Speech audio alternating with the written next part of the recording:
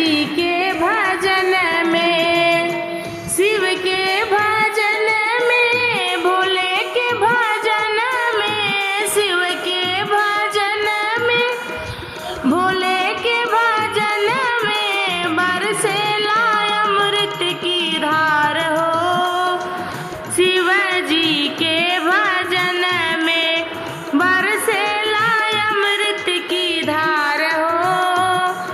शिव जी के भजन में मिले आनंद बेसुमार हो।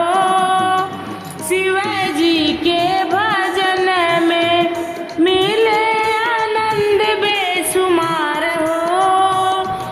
शिव जी के भजन में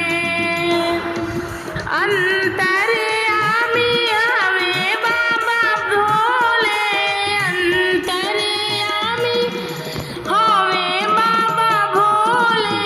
माथे पे चंद्रमा जटवा में पानी, माथे पे चंद्रमा जटवा में पानी, भक्त कर ले पुकार हो।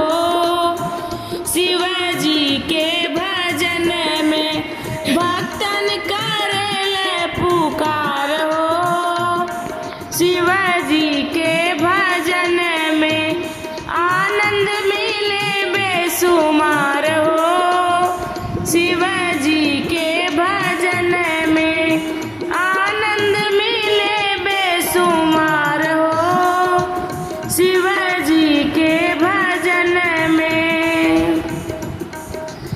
कोई महादेव कहे, कोई त्रिपुरारी, कोई महादेव कहे, कोई त्रिपुरारी, शंभुनाथ कहे, कोई भंडारी, शंभु नाथ कहे, कोई भंडारी, भक्त कहे निरंकार हो।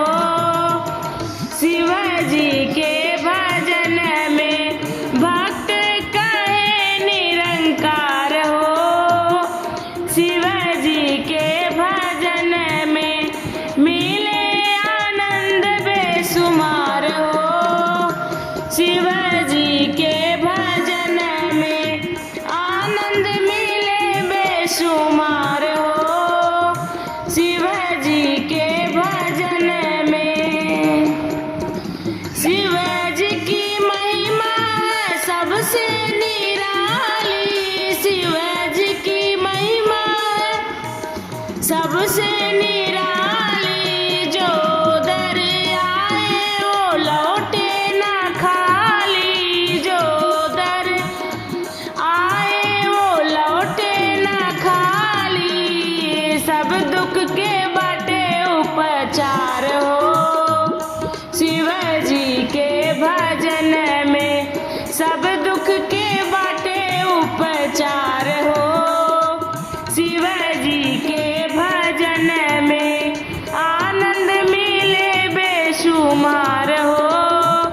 शिव जी के भजन में, शिव के भजन में, भोला के भजन में, शिव के भजन में, भोला के भजन में बरसेला अमृत की धार हो।